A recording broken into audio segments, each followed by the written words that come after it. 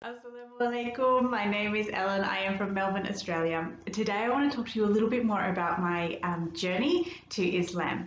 So, as I mentioned in my first video, I was Catholic, practicing Catholic, and there was a particular passage in the Bible that made me question the Bible a little bit more. So that was the passage about from John, where he's saying, where Jesus has said that another messenger will come after me and he will bring word, but you are not ready for that right now.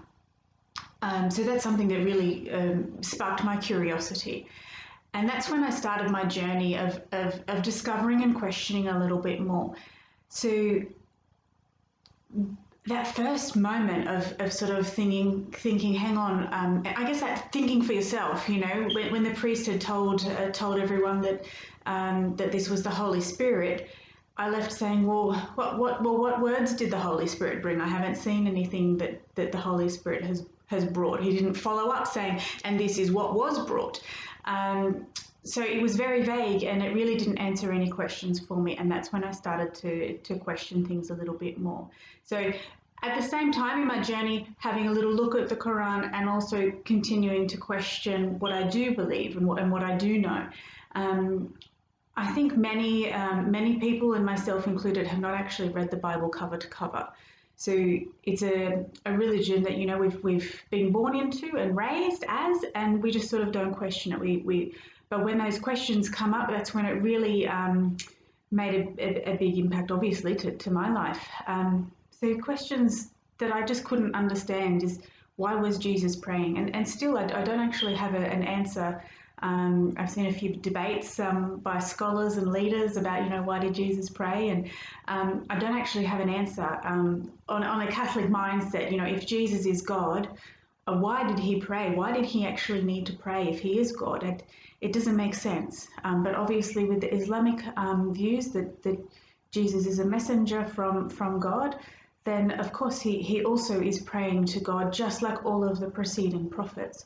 So the Bible actually reads so much smoother and makes so much more sense when you're reading it with the Islamic understanding that Jesus is sent from God. All the way through the Bible, I see when Jesus talks, he talks about the Father that sent me. My God is your God. All of the language, all of the time I'm seeing is about that he was sent. Rather than I am God. I don't see in the Bible Jesus saying I am God, I am God. I don't ever see that in the language of any of the Gospels. There is one mention, and it's actually a disciple that calls him God. But if he was God, I'm sure he would make it very, very obvious, very prominent. It would be in all of the scriptures, not just one message in one incident where Thomas is calling him God.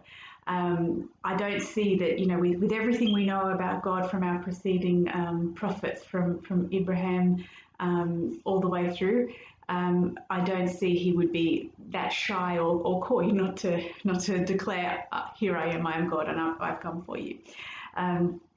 So that was one of the main things that, you know, I still don't have an answer on that one. And then, you know, the Holy Spirit, if we're saying that God is three entities and it's all wrapped in one and it's all the same, then we don't really have a lot of information on the Holy Spirit. I don't see a lot of, you know, is that something that we're meant to worship as well? I didn't see how the Holy Spirit was packaged in to be a God. I didn't quite understand that. And then, you know, having a look at the actual Mass on a Sunday, if we believe in God, why is everything praying to Jesus? Why not praying to God? So when I was looking at the Mass, everything all the way through was all about Jesus, all focused on Jesus. We do accept and encumbrance the preceding prophets, but they're not actually mentioned. I feel like the entire story of religion and of God is just focused just on Jesus and his time. But learning in Islam, you know, the Quran, there's so much about our preceding prophets, Abraham and Moses, and there's so much in there, and it really gives that bigger picture about what God has done for our creation from beginning of time all the way from Adam. And even, in Islam, learning more about the prophets, there's so much lessons that we can take from this. Prophet Ibrahim, how his father was the one that was making the idols for people to worship, and he had to go to his dad and say, Dad, what you're doing is wrong. You shouldn't be worshipping idols. And that was his dad's business. That was his job. So Ibrahim was thrown out of home. So it is very difficult to go against the grain and accept something different to what those around you follow. But we see that hardship that Ibrahim went through also. Also his patience and his submission, his pure submission to Allah.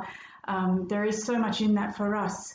We have a saying with Christianity, what would Jesus do? We try to think about situations that we're in, and we try to act, as Jesus would do. And it's the same with our prophets. Ibrahim being thrown into a fire, and the angel Gabriel came to him and said, what can I do for you? And he says, I just hope that Allah is pleased with me. That pure submission to Allah is so much to learn for us. And then going from Noah, as well in Christianity, we accepting Noah. And Noah, again, laughed at by everybody, even his own family, but yet still he submitted to Allah against the humiliation he suffered, and he built that boat. And Allah was obviously not happy with the disbelievers, and they were wiped out. So I just really enjoy learning so much more about the full picture, which Islam is giving you, that full picture. We see and acknowledge the entire creation from Adam all the way through to Prophet Muhammad, peace be upon them all. Where I did find that in my opinion and in my experience, Christianity and the Catholic Church, they're just focusing just on Jesus, which we're not getting the full picture. And in my opinion, that the picture is not correct, not quite accurate with his purpose, with Jesus's purpose. But that's been my journey and my self-discovery. And obviously, all the Christians will not agree with me, but you cannot disagree with me until you have read the Quran. For someone to argue with me and argue that Islam is wrong, you actually need to know what is actually wrong, and you can't take the media representations about Islam, because they all have an ulterior motive and they're not actually accurate. If it was accurate, certainly the world would be a very, very different place, and we wouldn't have so many converts actually discovering the truth. I do find it funny that someone can tell me that it's not the right path, and it's but they haven't. Firstly, they probably haven't even read the Bible, but then they haven't actually even read the Quran. So I welcome anyone to read it and then argue it with me. I'm more than welcome and open to that. So moving on, the other thing that I really found a bit confronting is not the word. The Ten Commandments. So we live by the Ten Commandments, and we all do. We all do live by the Ten Commandments. And when I was looking into the Ten Commandments a little bit more, I discovered that from what I can see, and I'd love you to go and look at it and research it for yourself, is that the Ten Commandments have changed. So from what I can see from my research that I've done, the second commandment, obviously the first commandment, there is only one God and you should worship the Lord your God. But number two, you should not make any imagery of God. So in Islam, there is no imagery. You don't find any statues in churches and crucifixes and these sorts of things. But in Christianity, we have imagery of Jesus. So if Jesus is God, why are we having this imagery of God? So that's conflicting. That's breaking that second commandment. And then I found other versions of the Ten Commandments where it's changed. So you can look at that for yourself. Someone might be more of a historian and be able to say who had the authority to change it.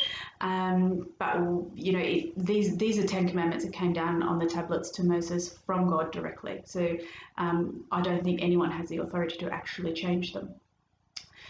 Speaking of authority to change, I've recently been reading as well that the Catholic Church have the authority to change the Gospels as they see fit. This was quite made me very uneasy that our faith, everything that we are following, has the ability to be changed.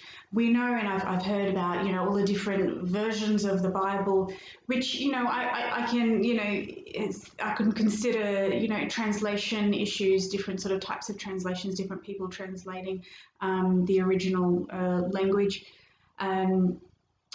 But to be able to add as they see fit. So obviously Matthew, Mark, Luke and John, for those that don't know, aren't actually their names. The people that made those Gospels or wrote those Gospels are unknown. We don't know the names of the real people. That's just been given generic names of Matthew, Mark, Luke and John. And I was looking in particular at Matthew 28, number 16, and I came across in the Catholic Encyclopedia and some reports about that was an additional entry. It's only in Matthew, so it's not an element that's consistent across all of the Gospels. It's only in Matthew, and it was something that the Catholic Church added in, and that was in regards to baptizing in the name of the Father and the Son and of the Holy Spirit. So that Trinity that fits nicely with their agenda.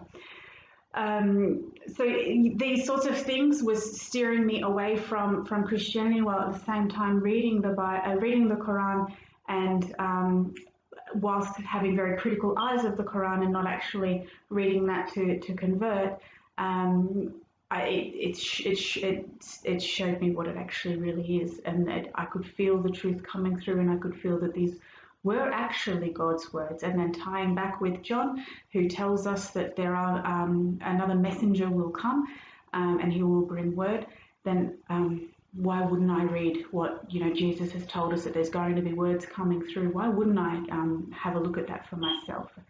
So there were a lot of things around this that and as you go, there's so much. I mean, obviously, it's such a very, very big topic, and there's so much to look at. But there are lots of little things that came up along the way. One of the other things that I love about Islam is zakat. So the way that we are supporting the needy. I find that conflicting in the Catholic entity, in that every week you go to church and you put money in the plate, but that money that you're putting in and you're donating is actually going to the Catholic Church. And we know that the Catholic Church is a very rich and powerful entity. They have a lot of property. So that's a well-known fact. That's not something that anyone can look at and find out. So that to me is not what Jesus would do. Jesus would not be taking money from everyday families to be buying more property and to hold on to these properties for the sake of being wealthy. That's not what Jesus would do at all. So yeah, a couple of things like that really made me question what was I following, and what was the agenda. But also that point of who is Jesus when he when you know that he is sent by God rather than is God, it changes so much. And again, as I said, seeing that bigger picture of our creation all the way from Adam with all of the prophets that have come through the ages, everything just goes into place so much more, and there's so much more clarity, so much more truth about who we are and why we're here. So I'm so grateful that I have been on this journey, and I'm so grateful that I have converted to Islam, and I'm so grateful that Allah has guided me to this point. Just in Christianity, in the Bible, I think it's 6:44 in John, where he says, no one can come to me unless the Father that sent me draw him. So we have the same in the Quran, that we're saying that no one will be guided unless Allah chooses. He is the one that knows who will be guided. So in regards to converting and going on a spiritual journey, it's not something that you can be, and anyone can force upon you, or I even think, we read, I've been speaking with a Catholic, and, we read the same passage and we see it totally different. I'm like, it's clear as day. That's what it's saying. No, she's reading it totally differently. So it's it's our own experiences and our own journey that will take us to different paths. But I do encourage everybody to actually read the Quran. Reading the Quran doesn't make you a Muslim. It's your heart and your connection and your faith. And your declaration of, I believe that there is one God and Muhammad is his messenger. Muhammad, when we're declaring Muhammad is his messenger, we're declaring that we accept the Quran, because Quran, for me, this is how I feel, is that the Quran has been given to us by Muhammad. Muhammad, in addition, we also have the Hadiths. So, like, the Bible is stories of Jesus's life, you know, stories of what he did and said. So, according to Matthew, Mark, Luke, and John, etc. So, Hadiths, we also have, you know, things that Prophet Muhammad would say and do. And that's according to, and then they're written by people, the companions in his life and his wife and these sorts of things.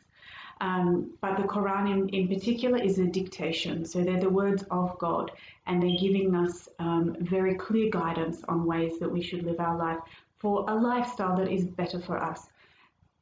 I think that Islam is probably seen as quite a strict or difficult, or, you know, you've got to make a lot of changes. You know, a lot of people say, I can't give up drinking, or I can't give up this, or I can't give up that, so I'm not even going to bother. But these things that have been put in place, they're there because they're better for you. There is a hadith there is a hadith which I really love, which I don't know inside out, but at the time of Prophet at the time of Prophet Muhammad, someone went to him and said, "Look, I will convert, I will follow you, but I'm only going to pray 2 times a day. I don't want to pray 5 times a day." And Prophet Muhammad said, "Okay." And his companions afterwards said, "Well, hang on, you told us 5. Why he 2 and us 5?" But he said, as you grow in your faith, as you grow, you want to do more. You want to do more. And he will get there when he's ready, and when he sees and when he feels that connection. He'll want to continue to increase, to do more and more and more that he can to please Allah. And it's the same, I guess, with any sort of religion. When you have that connection, you want to do more, you want to do your best. And that's what, you know, I'm finding with Islam, is that there is so many ways that we can do a little bit better and a little bit better. In regards to praying 5 times a day, it's something that is it's a beautiful moment and a wonderful blessing that we actually have. Prior to Islam, I would have thought 5 times a day, that's too much work. No, once a week, you know, that's enough. 5 times a day, it's too much. But when you actually experience those moments of prayer, it's such a beautiful blessing. It gives you so much. For me, it's giving me so much purpose, so much comfort. You just feel that you're not in this alone. You know, you have that ability to talk to Allah, and He is listening. He knows the seen and the unseen. So he knows even, you know, what you want to say if you haven't even said it, or you can't find the words to say it. He knows what we need more than we know what we need. So that opportunity to pray 5 times a day, and to say hello to Him, and to be showing Him how much we're trying our best, and we're seeking His guidance in this life.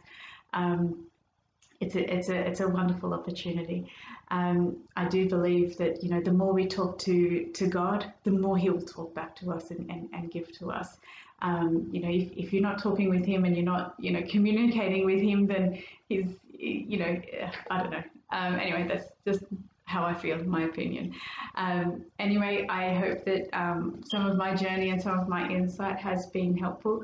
I'm welcome to any questions, and thank you very much. Okay, bye.